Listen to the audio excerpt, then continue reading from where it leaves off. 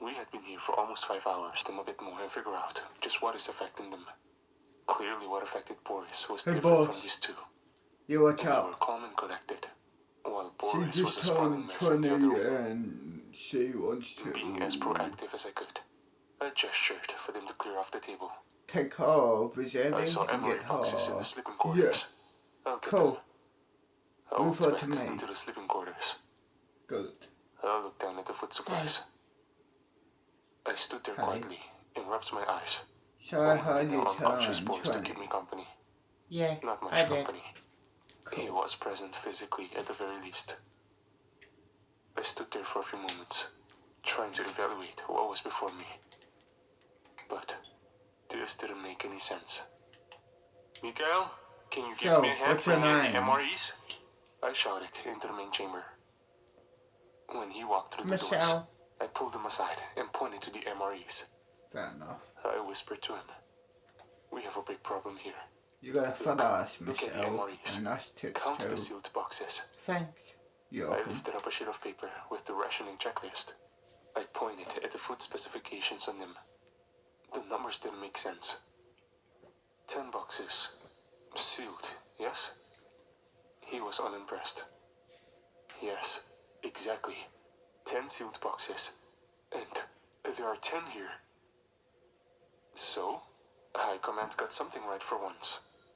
What about it? He took a small knife and opened one of them, taking out enough MREs for the 2 crews. Mikael, use your fucking brain. If there are 10 boxes here, and they were given 10, what is the conclusion? He looked dimly at me for a moment. Then I saw it. The reaction I just had on his face. They haven't been eating them, Sergei? They haven't been eating food? Cold shot up my spine. They haven't eaten anything. It wasn't humanly possible. My mind pondered every question that had accumulated thus far. Who was outside Cask Life? Who were those eyes belonging to?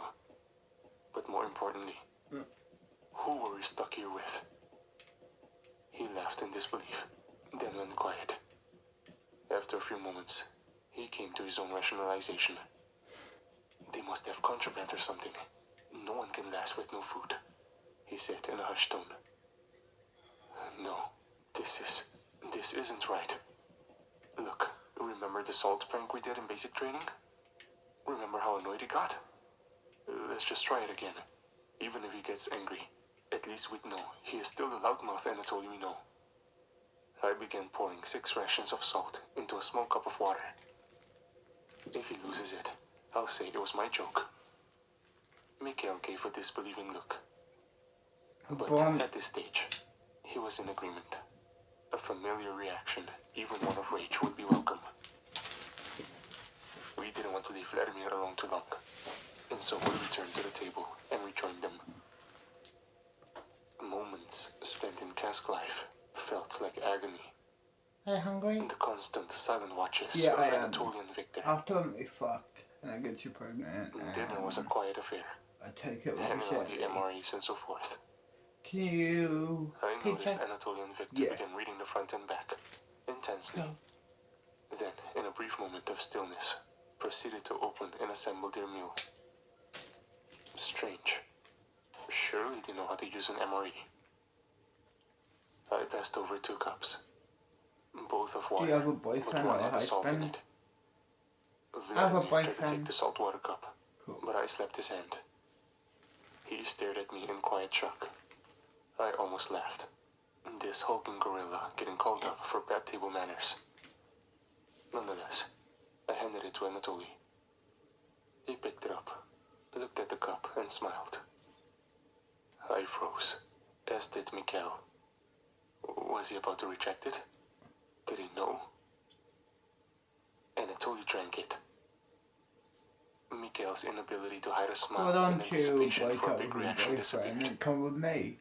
It was replaced with a look of pure fear as Anatoly nodded in enthusiasm. They get whatever they want, they're sport basically. He has just drank half a cup of heavily salted water, with no more than a nod of approval in response. Something was desperately wrong here. How could a human do that? I thought. We ate in silence.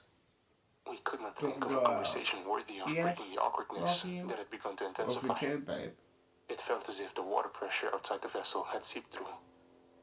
To add Let's to go chill over here. Chill this way. And we'll fuck over here too. For me. Got it.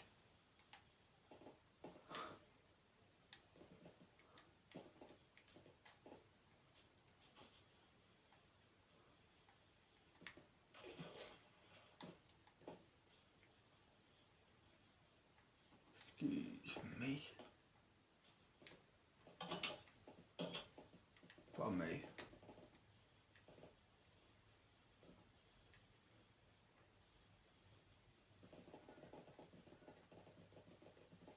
Was it out back?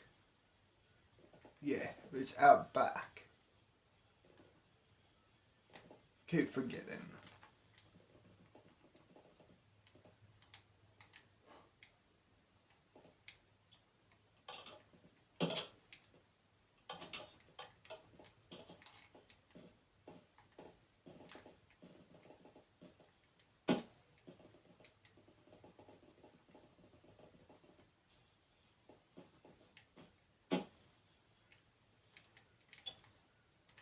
What? Forgot. Yeah, I can't use magic.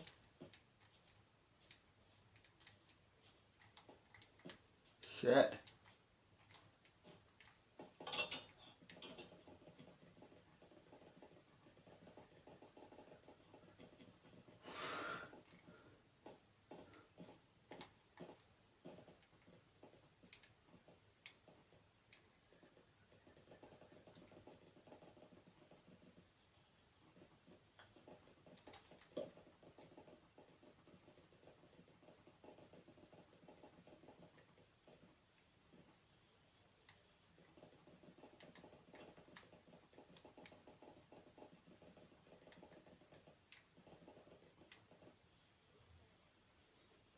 Well, okay, good. I was gonna say.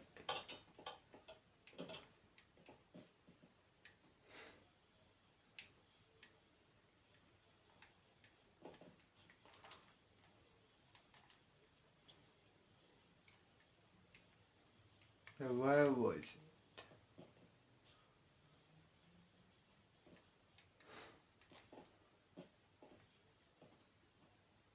Here we are.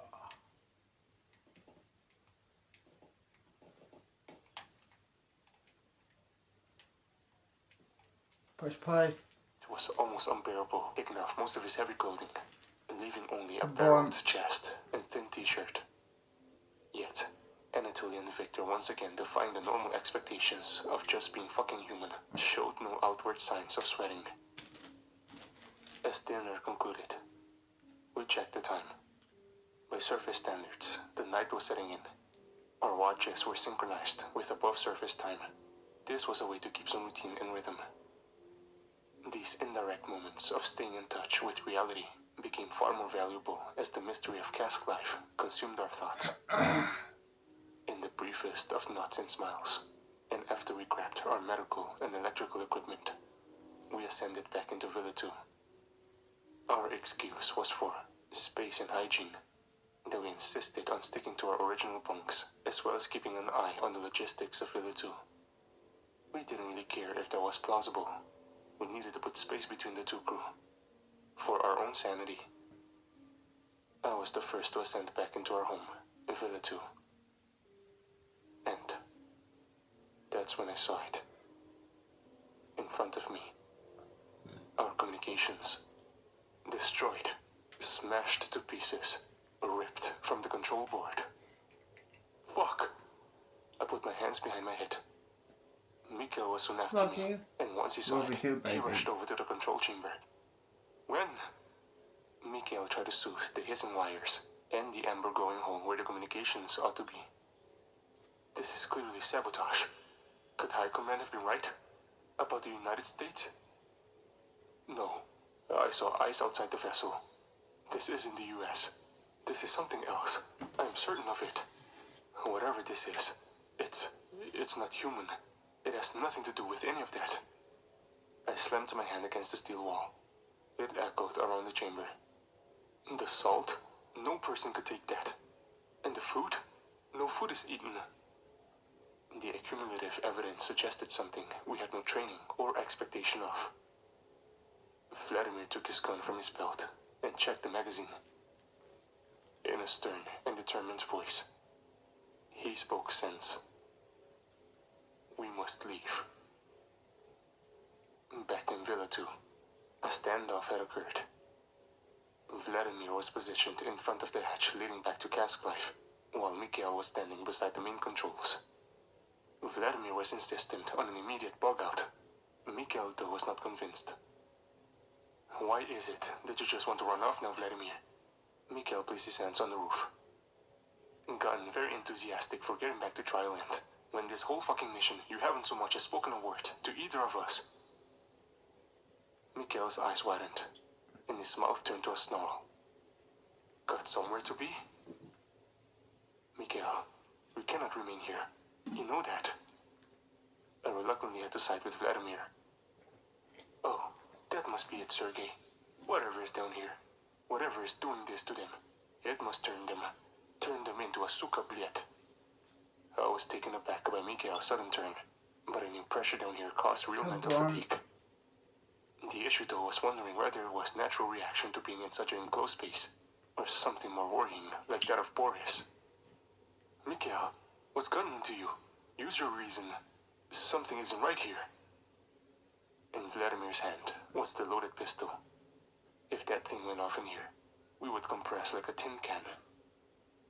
I moved in between both of them, putting an arm's length between the fired-up crew members.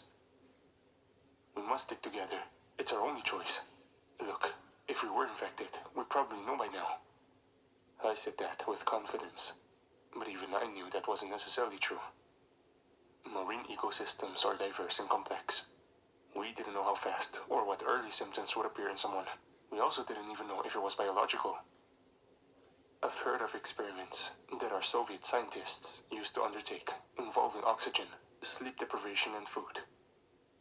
Men's bodies can morph into dangerous things when put under inhumane testing conditions. Mikhail, Vladimir, we need to neutralize the nuclear capability of Cask Life first and foremost. We cannot leave it in the hands of whatever the fuck they are. I began pacing. Is that chamber door shut? I walked over and made sure it was sealed, so they couldn't hear us. Look, later, when they're asleep, I'll go back down and neutralize the reactor. I just need a few tools, right, Mikhail? He nodded, and then explained. You saw it for yourself, Sergei. Every prototype has an automatic failsafe. If you make it think that it's about to implode, it immediately isolates the rods, and it basically concretes. It turns the thing into a block.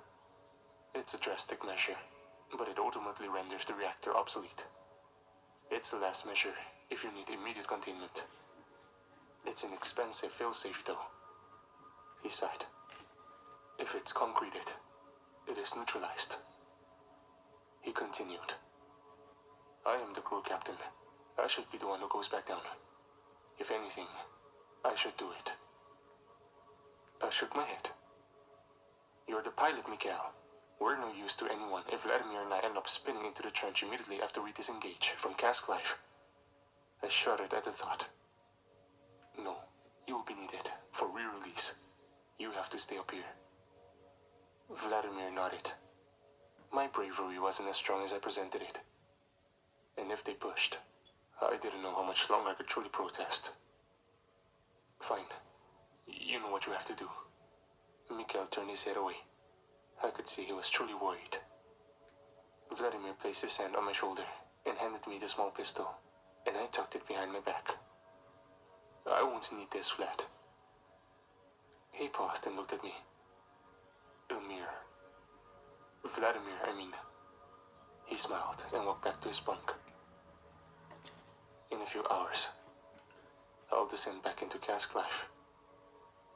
Back into the unknown.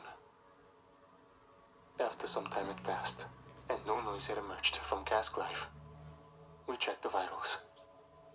Oxygen levels are stable.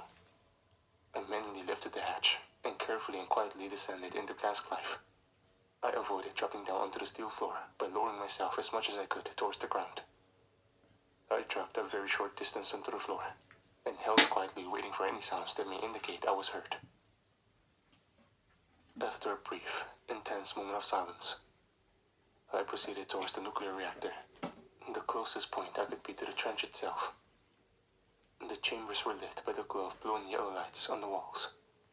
I pressed on into the nuclear chamber and began my tinkering. I undid a steel panel with the internal dials, the ones only engineers should be modifying. I began winding the internal pressure dial.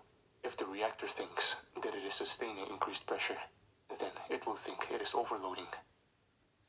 If successful, no noise would occur. The stasis it is in would merely concrete, so to speak. Seconds felt like minutes. Minutes felt like hours. After a brief but tense focus, I saw the first indicators on the panel I had previously interacted with. 1 light, 2 lights, and there, 3 lights. The nuclear reactor was telling me that it was about to neutralize itself. I set myself up and went to the switchboard. I pressed 2 switches up, and done. The low red hue emitting of the reactor disappeared. The reactor was neutralized. For a moment, I forgot my concerns with cask life. I had just potentially rid our enemies of a functioning nuclear reactor. I sighed and leaned against the wall. I took in my surroundings. As my eyes adjusted to the darkness, I looked towards the portholes. I nearly fell back onto my tools in shock when I saw it. I remained quiet, not moving. The eyes, 6 large yellow eyes in black, glistening eel-like tentacles swarmed over the porthole, staring at me. They pushed and shoved to put pressure on the reinforced glass. I scrambled my tools and ducked out through the tunnel. When I arrived back in the main chamber, the silence was deafening. I carefully made my way towards the ladder. More eyes. This time, humans' eyes. 3 sets. Yellow. Anatoly, Boris, and Victor, sitting at the dinner table, smiling. Had they been there the entire time? I stood up and placed my hand behind my back, reaching for my Makarov. "We're fucking going!" I shouted up towards the hatch. The 3 men stood up and moved towards me. Mikhail must have heard me because he rapidly dropped down the ladder. He was holding a wrench in one hand. "You didn't think I was leaving so soon, did you?" He never took his eyes off of the crew. Vladimir was leaning his head down the chamber, trying to peer into cask life. "Did you neutralize it?" "Yes, it's done. Now let's get the fuck off of this thing." The 3 crew were slowly moving towards us. They smiled and cut off the most direct way we had to the ladder. In that situation, I knew I had to resort to drastic measure. I lifted the gun and pointed it to Anatoly. His face contorted. He definitely recognized the gun. Vladimir had now descended halfway down the ladder. From this angle, he could just see the back of the crew, but was out of their reach. I looked at Boris. "You're looking much better, aren't you?" He gave me a wide-eyed smile. "Perhaps, but I don't think he is really that much better, Sergei." So, Mikhail said. do you smoke weed? As I pointed my gun at Boris, Yes. I saw Anatoly's face contort. What about Thick, smoke? tube-like shapes were wrapping around his throat Yeah, I underneath his do. skin. Cool. It was as if he swallowed some sort of snake. Did you blunt and the His head smoke? began violently shaking. What He about leapt forward. and I blasted keep off 2 up shots on before the nose? agony of the noise immobilized me. Keep this I threw while my I hands up to my was ears and spare. winced as Anatoly's body went limp before me. Welcome. Mikhail and I were disoriented. A gunshot in an enclosed space echoes violently, blinding and deafening you. Being accurate in here meant life or death. 2 shots in his right eye. One had gone right through the back of his skull and fortunately embedded itself in a panel. Well, let's have a joint was now, dead. then the smoke, don't fuck. Yet, as I have stepped over one. him, his arms wrapped around my leg. I looked down. His head was rocked back lifeless, but his body was almost automatically defending itself, as if something in him was animating his corpse. I pushed him off, and with that, he went limp again. I pointed a gun at Boris and Victor. I straightened my arm and calibrated my next shot. He was my fucking friend, and I put 2 bullets in his fucking skull. Just try me, you. I looked stern and serious, but that only hid the panic and stress that was engrossing me. Your friend? Vladimir was hanging from the ladder. He looked at me confused. I ignored the gorilla. We're getting off this fucking wreck, right now. I backed up to the wall and circled around Boris and Victor towards my escape. I looked up towards Mikhail, who was now positioning himself in between me and Vilatu's ladder. The 2 men remained silent and unmoving. They didn't react. They stared at the gun. Mikhail slowly began climbing up to the ladder as I kept aim. I needed to reach up to the ladder, but it meant that I had to hand him my gun. Here, take this. I need both hands to be free to climb the ladder. Slowly, I clasped my free hand around his, staring intently at Boris and Victor, who had now by this point held my stare, unblinkingly. But just as I began handing the gun to Mikhail, which inevitably meant taking my aim off of the 2 crew members, both Boris and Victor rushed forward. Mikhail scrambled the gun out of my hand, but had not adjusted his aim, and let off a shot which bounced violently across the ship, ricocheting off of 3 steel plates in the walls behind Boris's head. Another shot. It exploded into the chest of Victor and spurted blood across the ground. But still, he was unfazed. Mikhail was grabbed by the arm and thrown off the ladder and down onto the floor. In the panic and in the confusion of the brawl, he tackled them both into the center of the chamber. Cask Life began rumbling, and the sounds of churning water could be heard on the bow. The lights went up, and red sirens wailed throughout. Go, quick! He shouted, and before I could protest, Vladimir had grabbed me and hoisted me through the connecting tunnel of Vilatu and Cask Life. I flew up the tunnel and peered down frantically, searching for Mikhail. Mikhail, buying himself a quick second by letting off another shot, clambered up the ladder. The sirens continued, and the red and yellow lights splashed over his face and reflected off his glasses. He threw me a classic grin as he shot up the ladder into the tunnel. But before he could get into Vilatu, his legs were grabbed and he was pulled down towards the ship floor. Anatoly's lifeless corpse was flailing and wrapping around his leg. Boris and Victor were not far behind. A pop sounded, and he let out a shout. His leg had been torn out. He hollered in agony and stared up intensely. He knew what I didn't want to say. He slammed his hand on the emergency button within the tunnel, shattering the glass in his palm. The 2 hatches closed, cutting Anatoly in half and slicing off the arm of Boris. Mikhail had pressed an emergency release, which was designed to shut off portions of the ship in case of a leak. I was pale. Mikhail was trapped in between the 2 vessels. He had saved our lives, but I knew he had given up his. Vladimir shoved past me and began an emergency release from Cask Life. The mechanisms were set in motion. I leapt forward and began protesting in vain. He and I knew we could not open the chamber again. Vladimir slammed buttons. Yellow blinking lights signaled the danger of the detachment protocol being overridden. But he ignored them. He knew what he was doing. I returned to the hatch, and over the noise and commotion of the disengagement, I heard Mikhail. Sergei? Sergei? He yelled. Yes, Mikhail, I can hear you. Are you injured? That's not him, human. The Suka. Mikhail, I cannot open the hatch. The pressurization has already begun. Yeah, don't. I know, Sergei. Human. I know. But guess what? What? I definitely should get the Yushakov for this. Before I could enjoy the final moment of our friendship, the steel began shaking. Vilatu let out 3 long hisses of pressure, and she disengaged from Cask Life. Smoke now. Although I couldn't see anything, Done. I knew what had happened. I knew Mikhail had just experienced the flooding of water, mass decompression.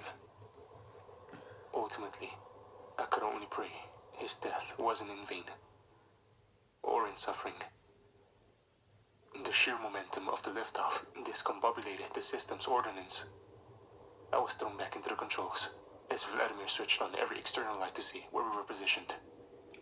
Right in front of us, the precipice of the trench was now rushing to greet our now out-of-control vessel. Vladimir, fuck! Reverse the thrusters at the front. I joined his side and began trying to regain control. Villatu hurtled towards the trench, only just regaining control. It hovered above Cask Life. Vladimir began resetting the dials and preparing for the ascent. Hold on. Look. I And pointed to the yeah, main portal. I'm like a real Cask Life. A reactor. girls have to be, when they turn 20, they have to be virgins. If not, they'll die. Not jail, die.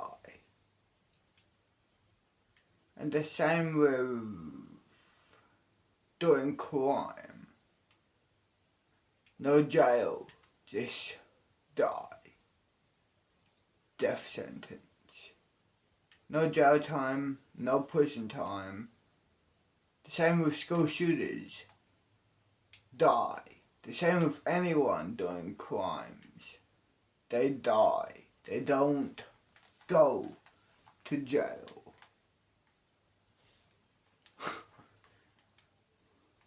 Why would I waste money on jail? I can waste money on anything, really. So why would I waste money on, jail?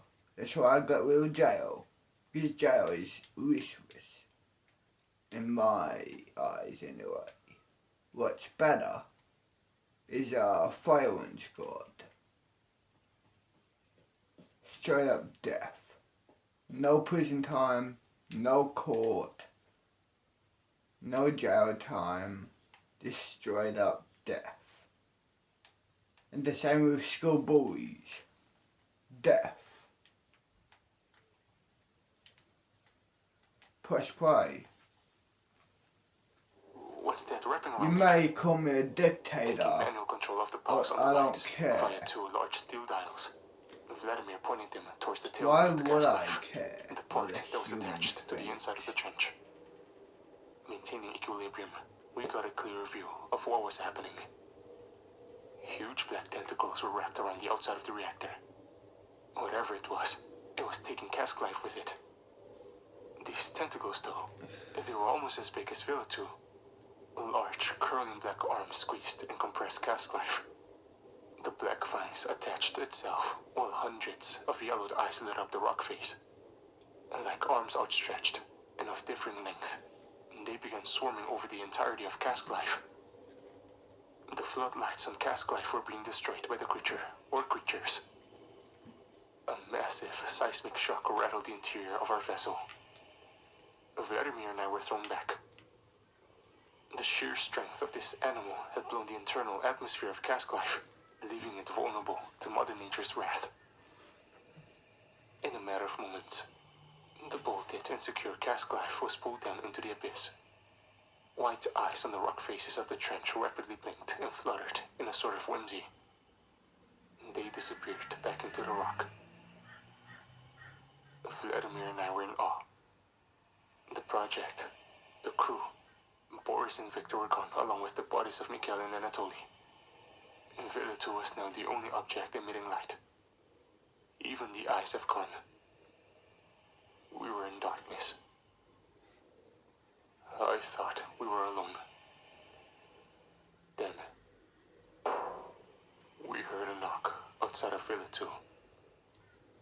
Someone was there. Vladimir had regained control of Villatu. We remained silent. A knock on the portal Right. window? It couldn't be. Yeah, I'm over Vladimir, there. Cool. Let's go over here.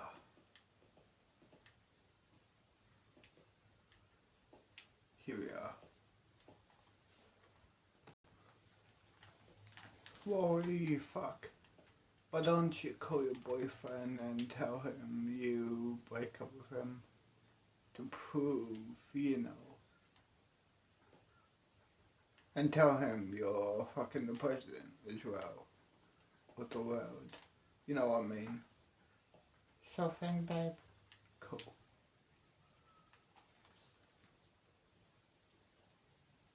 Grab your hair.